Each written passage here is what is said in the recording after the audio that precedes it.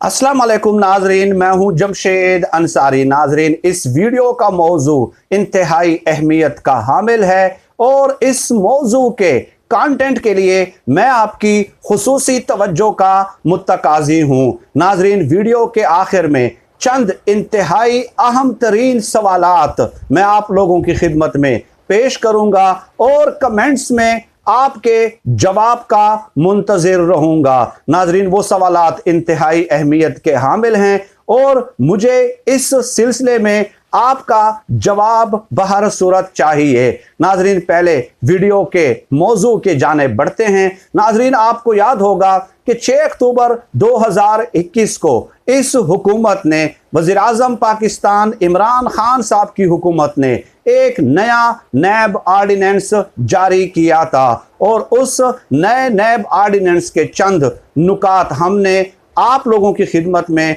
चंद vlogs की सूरत में पेश किए थे। अब उसमें नाजरीन एक नई अफसोसनाक डेवलपमेंट सामने आई है और वो डेवलपमेंट नाजरीन ये है कि आपके इल्म में है कि चेयरमैन नैब को ओहदे से हटाने के लिए तरीक़ाकार वही है जो कि एक जज के लिए तरीक़ाकार मुतय्यन है। यानी कि किसी भी चेयरमैन नैब को अगर आपने अपने ओहदे से हटाना हो तो उसके खिलाफ रेफरेंस जो है वो सुप्रीम जुडिशल काउंसिल में भेजा जाता है। अब चेयरमैन नैब को 3-4 वजूहात की बुनियाद पे हटाया जा सकता है और रेफरेंस सुप्रीम जुडिशल काउंसिल में भेजा जा सकता है। एक वजह तो ये हो सकती है कि अगर उसका कोई मिसकंडक्ट साबित हो जाए और दूसरी वजह यह कि अगर वो फिजिकली और मेंटली उस ओहदे के लिए कैपेबल ना हो या उसके चंद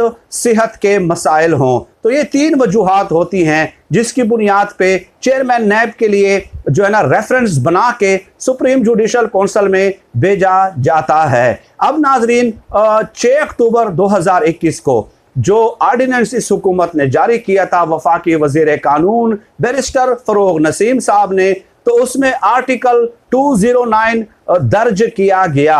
यानी उसमें इस बात पे इत्तेफाक किया गया कि चेयरमैन नैब को सुप्रीम जुडिशल काउंसिल के जरिए ही हटाया जा सकता है। लेकिन अब नाजरीन एक नई डेवलपमेंट ये हुई है कि 31 अक्टूबर बरोज़े इतवार छुट्टी वाले दिन इस हुकूमत ने नया नैब ऑर्डिनेंस जारी कर दिया है और उसमें यह दर्ज हुआ है, बाकायदा कानून ऑर्डिनेंस के जरिए बना लिया गया है कि चेयरमैन नैब जो मौजूदा हैं इन्हें सुप्रीम जुडिशल काउंसिल के जरिए नहीं हटाया जा सकता, बल्कि चेयरमैन नैब को हटाने का इख्तियार अब सदर मुमलिकत को दे दिया गया है। अब नाजरीन इसका पस मंजर भी समझ लें। पस मंजर यह है कि मौजूदा chairman NAB justice retired Javed Iqbal के खिलाफ एक वीडियो स्कैंडल रेफरेंस की सूरत में सुप्रीम जुडिशल काउंसिल में ऑलरेडी मौजूद है। वो वीडियो जिसमें मुबैना तौर पे चेयरमैन नैब कहते हुए नजर आते हैं, सर से पांव तक के अल्फाज इस्तेमाल होते हैं। तो वो video scandal supreme Judicial Council में ऑलरेडी इन प्रोसेस है। लेकिन 31 अक्टूबर बरोज़ा इतवार हुकूमत ने नया नैब ऑर्डिनेंस जारी करके ये साबित कर दिया है कि अब वो वीडियो स्कैंडल जो चेयरमैन नैब का था उस पर कोई कार्रवाई नहीं होगी। सुप्रीम जुडिशल काउंसिल में उस हवाले से कार्रवाई रुक जाएगी। यानी वो वीडियो स्कैंडल चेयरमैन नैब के लिए माफ कर दिया गया है। ये जो है वारदात डाली है मौजूदा इमरान खान साहब की हुकूमत ने। मैं लफ्ज़ इस्तेमाल कर रहा हूँ वज़ीर आज़म पाकिस्तान इमरान खान साहब की हुकूमत ने। अब नाजरीन सवाल ये पैदा होता है कि ये जो 2 बजे का वक्त मैंने लिखा हुआ है कि रात 2 बजे क्या हुआ, उसमें यह था कि सुप्रीम जुडिशल काउंसिल ने अटॉर्नी जनरल से पूछा कि जनाब आप हमें यह बताएं कि सुप्रीम जुडिशल काउंसिल में तो जो रेफरेंस आते हैं वो जो सिटिंग या हाजिर सर्विस जजेस होते हैं उनके रेफरेंस आते हैं। Chairman NAB justice retired Javed Iqbal तो हाजिर सर्विस जज नहीं हैं, वो तो रिटायर्ड जज हैं। तो उसके लिए आपने कानून क्या मंजूर किया है? तो अटॉर्नी जनरल जो है रात को 2 बजे फरोग नसीम साहब के पास जाते हैं और उनसे कहते हैं कि मुझे बताएं मुझसे सुप्रीम जुडिशल कौंसिल सवाल पूछ रही है और मैं सुप्रीम जुडिशल कौंसिल को जवाबदेह हूं। भाई आप मुझे बताएं कि आपने क्या कानून मंजूर किया है, क्योंकि इस हवाले से कानून जो है वो खामोश है कि हाजिर सर्विस जज का रेफरेंस तो भेजा जा सकता है सुप्रीम जुडिशल कौंसिल में, लेकिन चेयरमैन नैब तो रिटायर्ड जज हैं, तो क्या उनका रेफरेंस भी भेजा जा सकता है कि नहीं भेजा जा सकता।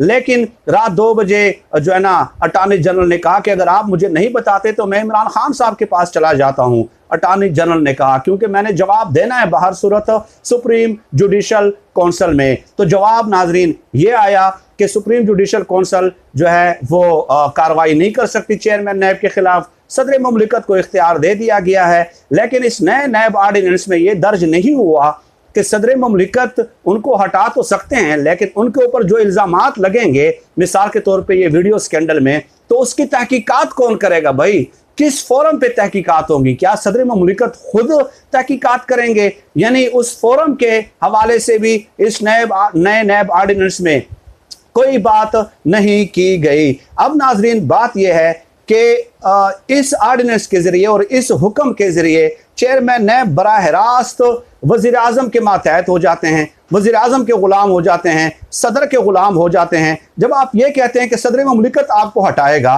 और तहकीकात का फोरम भी आप डिस्कस नहीं करते और सुप्रीम जुडिशल कौंसिल से भी वो इख्तियार ले लेते हैं, तो ये तो आपने बराह रास्त अपने मातहत कर लिया। और ये वही रवैश है जो माजी में 30-40 सालों से हम देखते आ रहे हैं, जिनके खिलाफ हमने जंग की है। लेकिन अब अपने इदारों में आप वही लोग अपने ही वफादार और हिमायतियों को अगर इस तरह भर्ती करेंगे और उनके लिए कवानीन तब्दील करेंगे, तो सवाल ही पैदा नहीं होता कि मुझ जैसा शख्स उसकी हिमायत कर दे।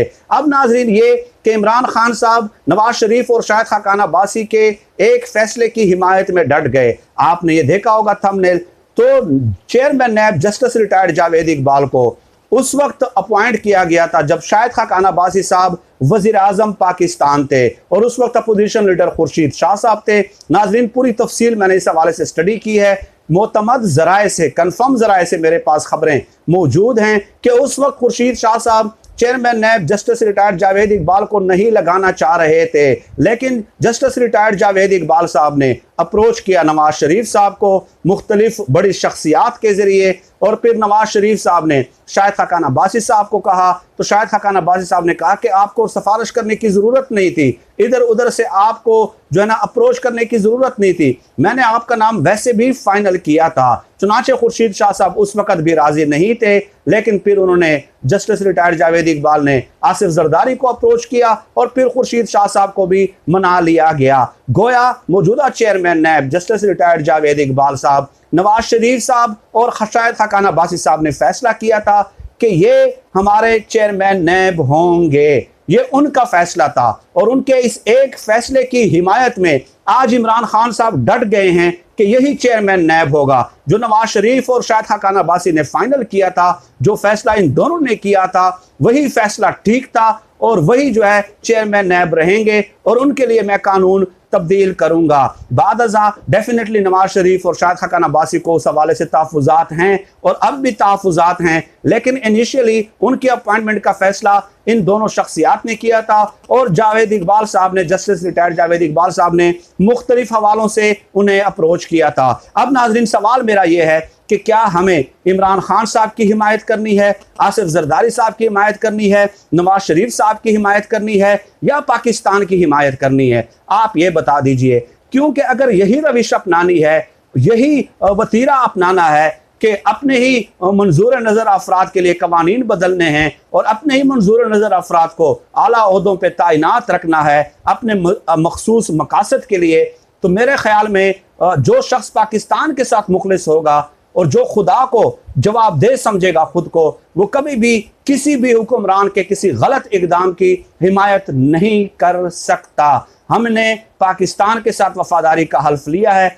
किसी भी शख्सियत के साथ वफादारी का हल्फ नहीं लिया और हम डट के खुलकर बपांगे दोहल, चाहे वज़ीर आज़म इमरान खान साहब हो, नवाज शरीफ साहब हो या आसिफ जरदारी हो, जिसका भी फैसला गलत होगा हम उनके खिलाफ आवाज़ उठाएंगे, जैसे कि आज की इस वीडियो में मैंने उठाई है। आपके कमेंट्स का मैं मुंतज़िर रहूँगा। फिल वक्त नाज़रीन आज की इस वीडियो में इतना ही। पाकिस्तान जिंदाबाद। अल्लाह हाफिज़।